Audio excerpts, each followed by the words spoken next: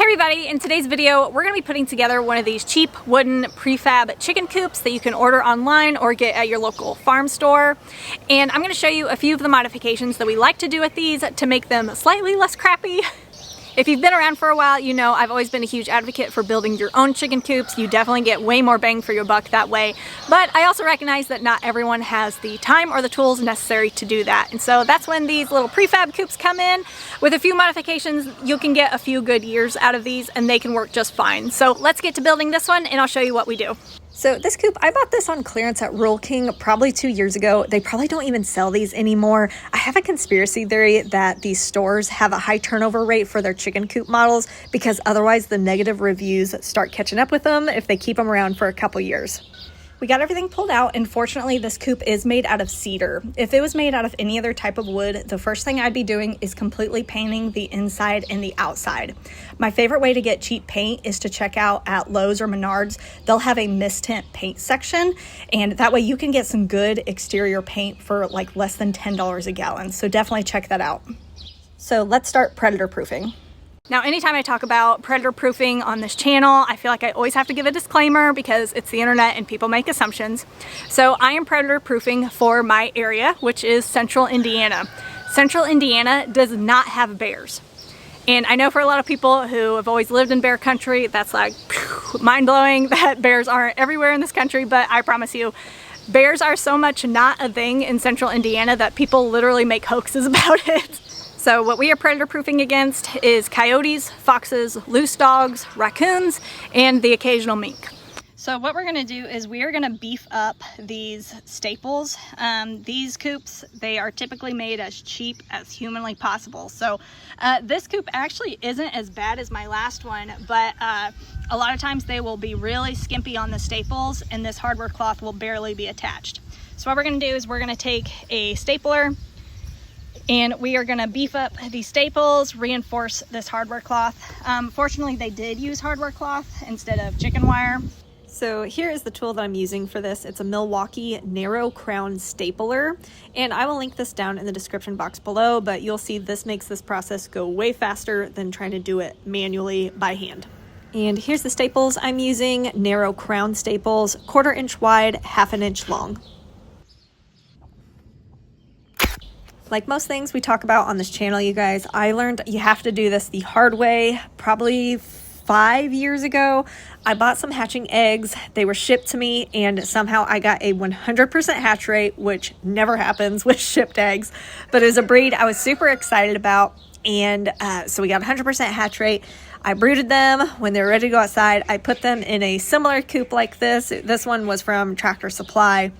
And it was less than a week they were out there, and I came out one morning and 3 of the hardware cloth sides had been pushed in by some type of a predator. I'm assuming probably a neighbor dog, and every single one of those babies was missing. You guys, I was so devastated. So I learned this lesson the hard way. Learn from my mistakes, guys. You gotta reinforce those staples and make sure an animal can't just push through that hardware cloth. Got a pile of ducks protecting all my tools. You guys are doing a great job. We're gonna pause predator proofing for a second. We will come back to it, but for now, let's put part of this together.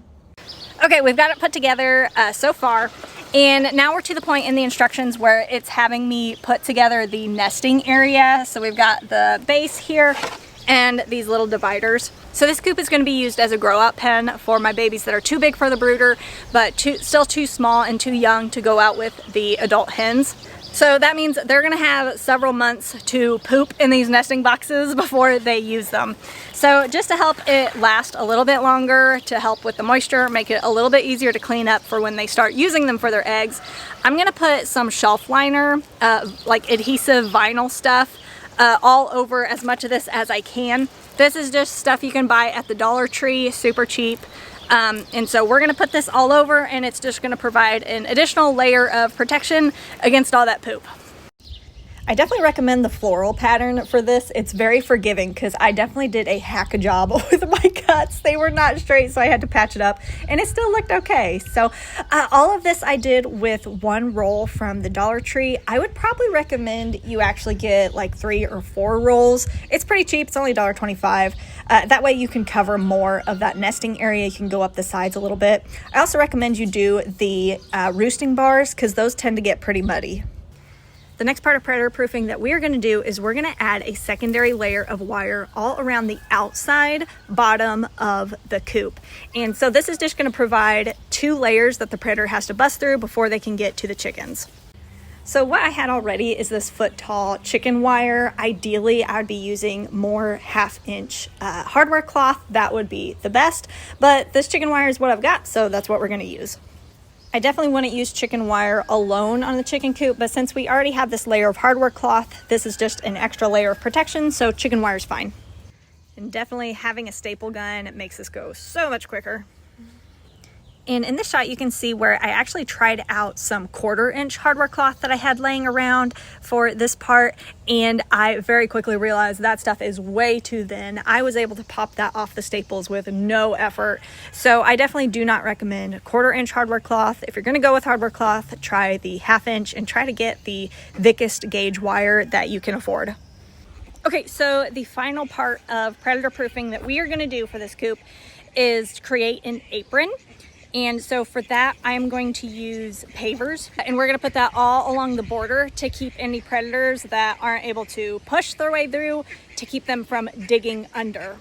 So there's multiple ways you can create an apron. In the last coop that we had here, we did bury chicken wire, and that was functional, but I wasn't a huge fan of that because this is a high traffic area for us. And what ended up happening was the free range chickens were constantly digging it up. So we would always have exposed chicken wire poking out of the ground. And if you've ever stepped on one of those, you know it's not a good time. So I wasn't a fan of that for this area. So that's why we're doing the pavers instead. Also, it makes it a little bit easier to mow. All right, we are totally done. It took me 3.5 hours total to do this. I did do it all by myself. There was no help off camera. And since I was filming, that probably added an additional 30 minutes. So you're looking at about 3 hours to do this start to finish. So for sure, buying these prefab coops is way quicker. If I was building a DIY coop, it would have definitely taken me all day, probably 2 days, to do it myself, just because all of the cuts and things that you have to do. So there's definitely some time saving with this. Overall, I'm pretty happy with it. I think I'll get maybe 2 years out of it. You kind of have to manage your expectations with these little coops, but yeah, overall, I'm pretty happy with it. So if you guys saw my video about the mystery hatching eggs we got off of eBay, that is these babies here. They are 5 or 6 weeks old now, so they're fully feathered. They don't need to be in the brooder anymore, and they're ready to go outside in their big girl pen. So let's go get the rest. Also, the very first time that I put babies into a coop, I always put them in the actual coop and not the run. I found if you put them in the run, they're usually too scared of how like dark and scary the coop is. It usually takes them a lot longer to realize they can sleep in there. So I always put them in the coop first, and then they'll just find their way out to the run. Here you go, baby. I think the babies approve. We got some happy zoomies going on. I think they like it.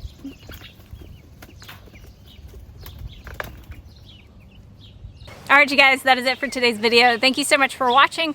Comment down below and let me know if there's any other things that you like to do to make these prefab coops a little bit better. I'm sure there's ideas out there that I have never thought of. So leave those down below for other people to check out. If you like this video, be sure to give it a thumbs up. If you want to see more videos like this, be sure to subscribe, and we'll see you in the next one. Bye.